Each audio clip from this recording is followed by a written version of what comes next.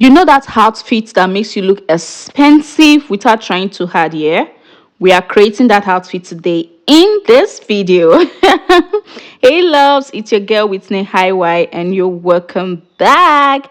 If you're new here, you're officially in the right place to learn how to sew, slay, and stay fabulous. And to my OGs, you already know I do not take your love and support for granted. Thank you.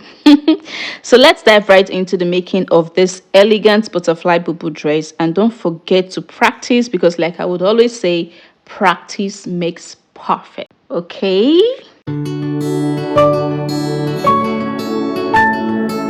Here with me are some of the items I'll be making use of.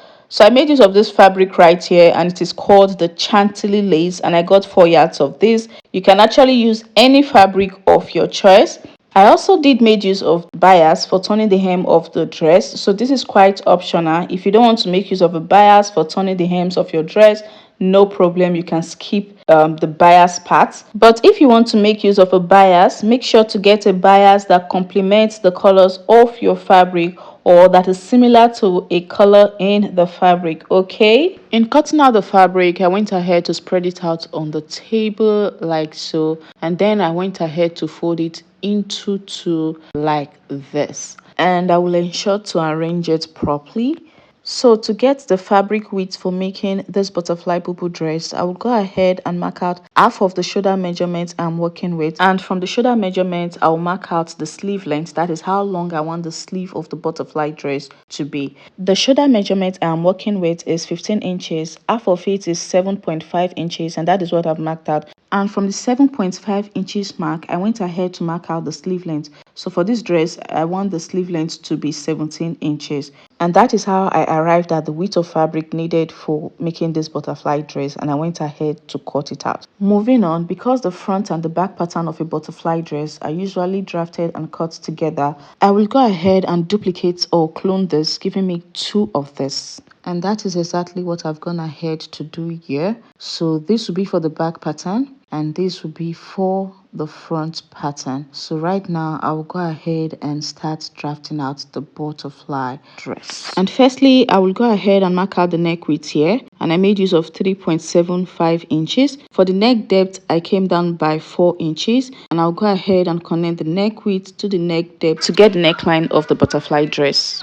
Now, it depends on how wide you want the neckline to be. If you don't want it that wide, you can make use of the regular 3 by 3 inches, which is 3 inches for the neck width and 3 inches for the neck depth. Moving on, I'll go ahead and mark out half of the shoulder measurement I'm working with. So the shoulder measurement I'm working with is 15 inches divided by 2 gives me 7.5, and that is what I'm marking out here. And from this shoulder measurement, I already have how long I want the sleeve length to be, which is 17 inches. From the sleeve length here, I came down by 1.5 inches and I'll connect it back to the neck width like this to get a slanted line. And this is to ensure that the sleeves are relaxed.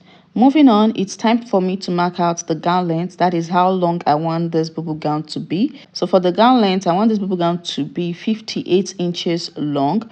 So I'll place my tape at the beginning of the fabric and measure out 58 inches, and I will add 2 inches for hemming allowance. So in total, I have 60 inches that I'm marking out here at the hem of the dress. So after marking this out on both sides of the dress, I'll go ahead and cut off the excess fabric from the hem of the dress. I want the flaps or wings of this butterfly dress to be smaller at the hem. So I will come in by 3 inches from the side at the hem here and reconnect this back to the side, and I will get to cut off the excess fabric. If you don't mind and you wish for the flaps at the hem to be the same as the upper side, then just keep doing this part.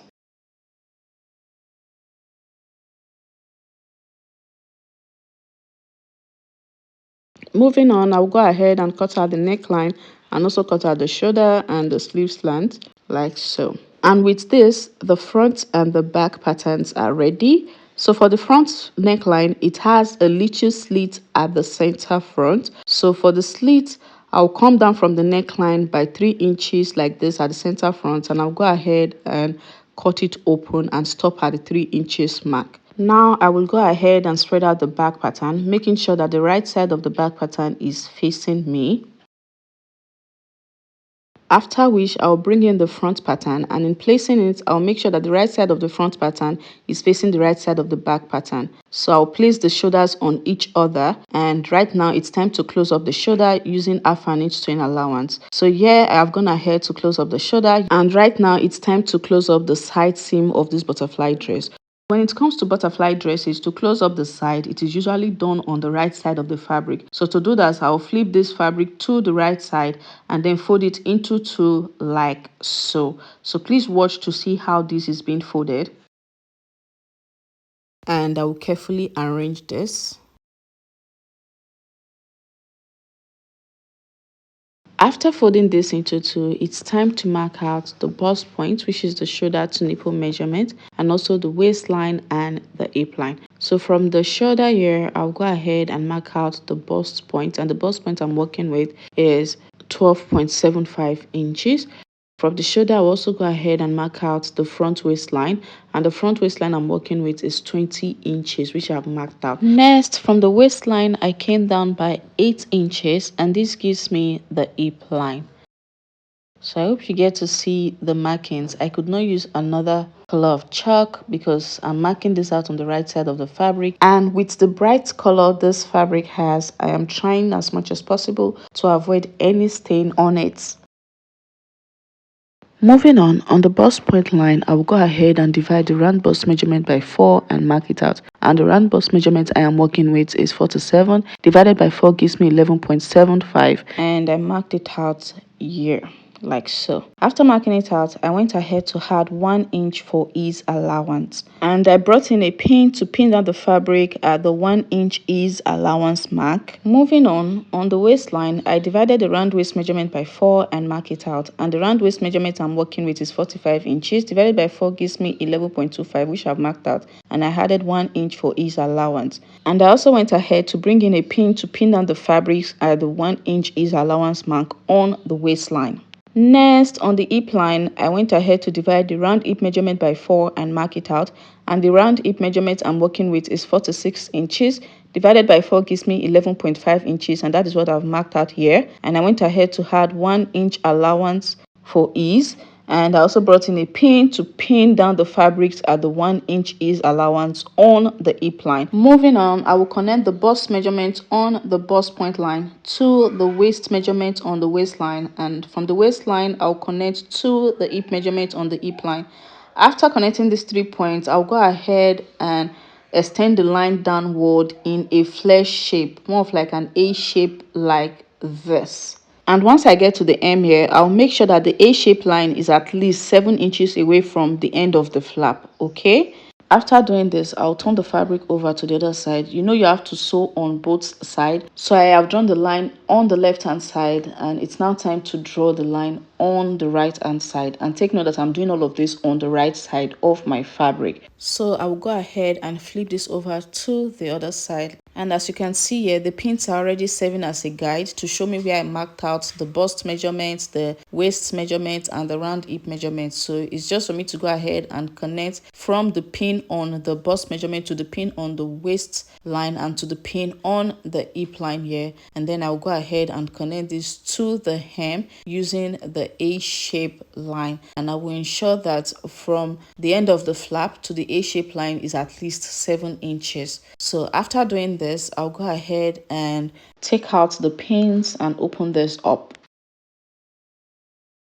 So after spreading this out, I'll go ahead and stitch on this line outlined on the side here. And while stitching, I'll stop 12 inches away from the hem to create a slit at the hem of this dress, because to be able to walk freely with this dress, you need to create a slit at the side here. So I will stitch from the bust point to the waistline and to the hip line and to the 12 inches mark from the hem. And I'll go ahead and repeat this on the right hand side of the dress. I'll close up from the bust to the waist and to the hip measurements, and down to the 12 inches mark from the hem. So I'll go ahead and close up the sides and bring this back, and this is what I have.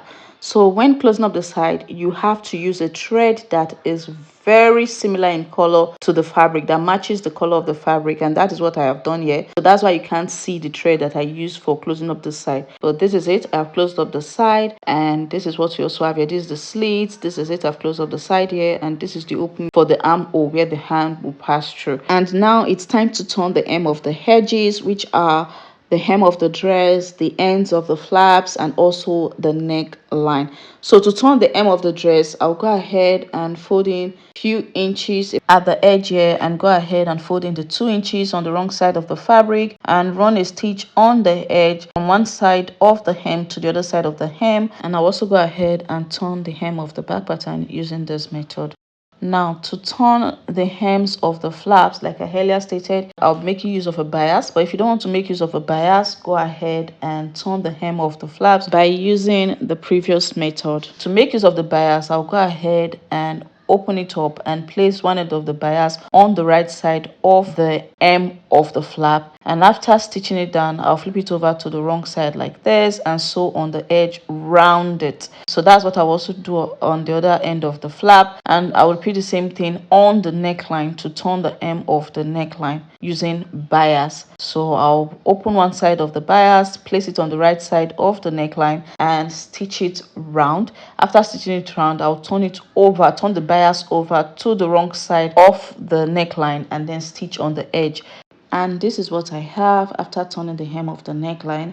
I also went ahead to sew in a buttonhole, and I'll go ahead and also sew in button at the end of the neckline here. And for the end of the flaps, I've also gone ahead to turn it using bias, and I've turned the hem of the dress, and also this other end of the flap I've turned it using a bias.